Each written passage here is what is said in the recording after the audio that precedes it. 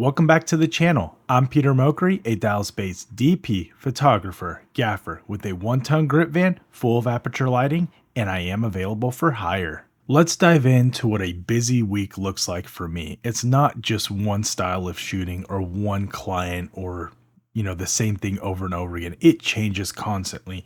Here, we're setting up a live stream for Black History Month.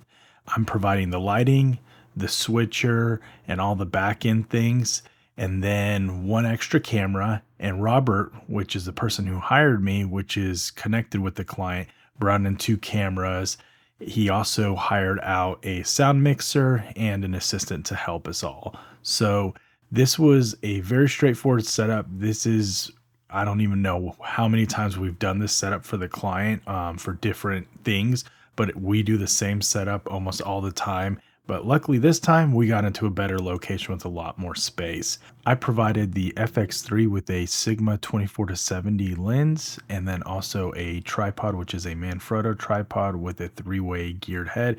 Once it's set, it sits there, it doesn't move around, so I didn't need a fluid head. Robert brought in his A7S3 with his Sony 70-200 millimeter lens. This was going to be for our tight shots.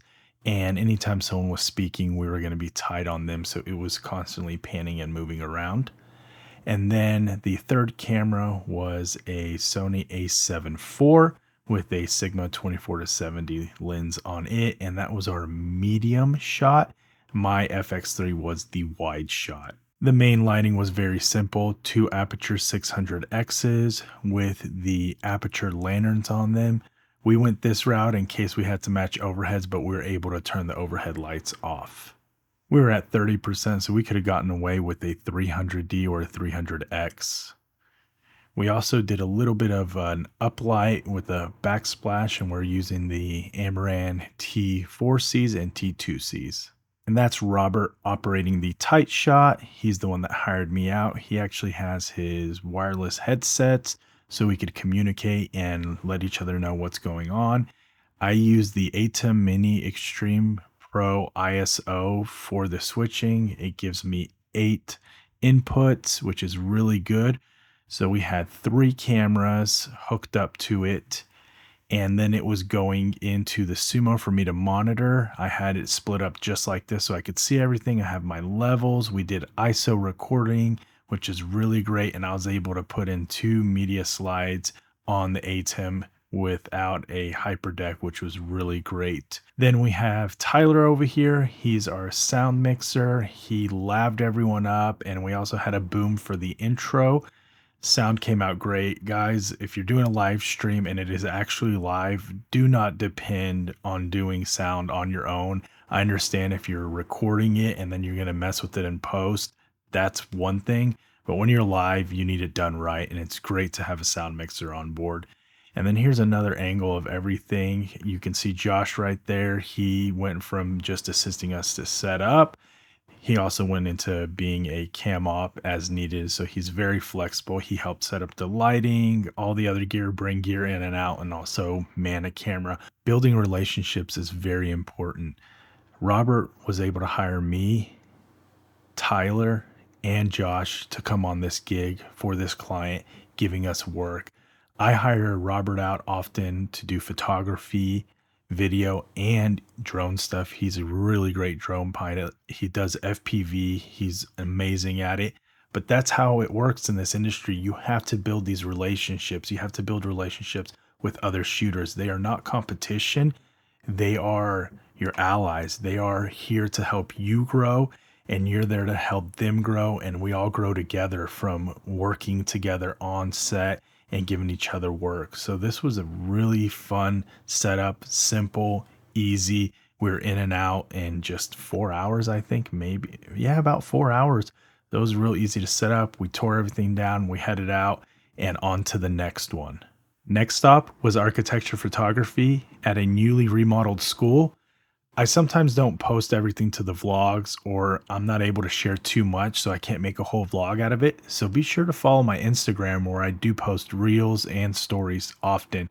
I'm at DFW Airport, loading in to be a gaffer and grip. So G&E swing, I'm doing it solo, setting up for an interview inside of a hotel room. It was very difficult to get parked, but I was able to get valet to let me stay out front. So I am very thankful. This is actually a controlled burn they do at the airport constantly to train the firefighters. It looks really scary. It's like, oh, we're at the airport and things are on fire, but that's normal. That's what they do there. So just a little bit of eye candy for you guys to check out. Luckily, we weren't shooting out the window in that direction.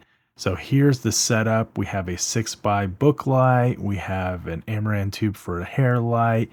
We have some courtesies all around. We have a 600D, and then I had a 1200D in there as well. So we were pumping some light through, and that's my cart in the hallway. It worked out perfect. The hotel didn't even make me move it. We move on to the next thing. I'm with Joey and Josh, and we're on a 3-day feature shoot. These are the pickup days. Myself, Joey, and Josh were handling I was doing G&E, and then Joey was second camera. Josh was kind of helping out everywhere like he always does. This is actually Joey on his Segway with his mad skills. Y'all have seen him filming before on the Segway in other episodes. This guy's a monster. He knows how to handle this thing. He's a wakeboarder. He wakeboards, he snowboards, he skates.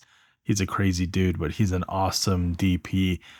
We were filming inside of an abandoned school in a gymnasium. So there was just a lot of junk everywhere, insulation, trash, but that was the look they were going for. So it was a perfect location. This is us loading out, and this is Joey pushing his innovative cart. And of course, he's not going to walk the cart. Why would he do that? He has to get on his Segway and motorize his cart that way and push it, which, more power to him. Less work. He's tired after the end of the day, so he's going to do that. He has so much control over that Segway, but I guess this is practice as well. So when he gets camera on and he's doing stuff like that, he has full control. It's just crazy. So guys, don't try this at home or on set. He's a trained professional, or at least he tells me he is. We were shooting on 2 reds, so it was a red Gemini, and we were shooting on the Atlas Anamorphics. We had a 40, 65, and 100 millimeter, and then Joey was on his Komodo X. So those were the 2 cameras that we were using for the shoot. The morning sunlight was amazing. It was blasting perfectly. It was just beautiful. We used that to our advantage. I also brought along something that is new. It is an EcoFlow Delta Pro 3600 watt power station. And this is actually the Aputure version. And we used it to charge batteries on a day that we were moving around a lot. We did multiple location moves, even ended up in a cemetery. And it helped so much not having to set up a charging station everywhere we went, or in places where we didn't have it, like at the cemetery. There's not going to be power there, so we're able to keep things charged. The van also got a little bit of love in preparation for summer. I insulated the whole thing, had to rip it all apart, take all the shelving out, flooring, and then I'm going to have to put it all back in. Thanks so much, guys, for watching. I really appreciate you, and I'll see you on the next one. If you enjoy this content, check out some of these other videos right here or here. Thanks so much for watching.